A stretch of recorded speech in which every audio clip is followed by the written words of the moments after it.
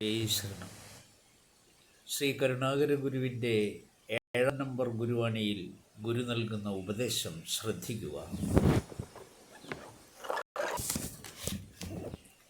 ഇതൊരു വലിയൊരു അബദ്ധം പടഞ്ഞ കർമ്മത്തിൽ നിൽക്കുകയാണ്.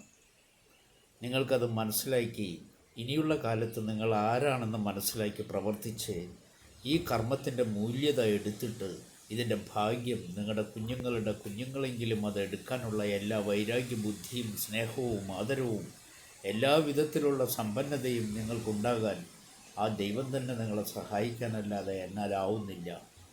കാരണം നിങ്ങളോട് പറഞ്ഞാൽ മനസ്സിലാകുന്നില്ല. ഇത് ഖേദകരമാണ്. പിന്നെ നിങ്ങൾ ചെയ്യാവുന്നത് ചെയ്യും.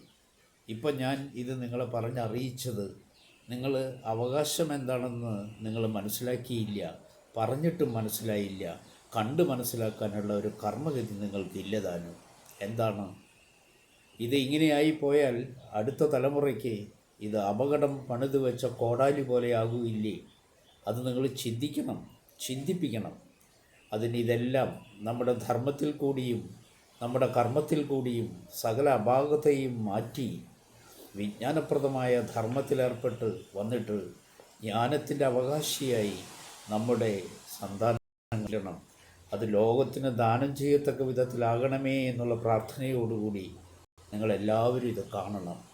സദ്ഗുരുവേ ശരണം.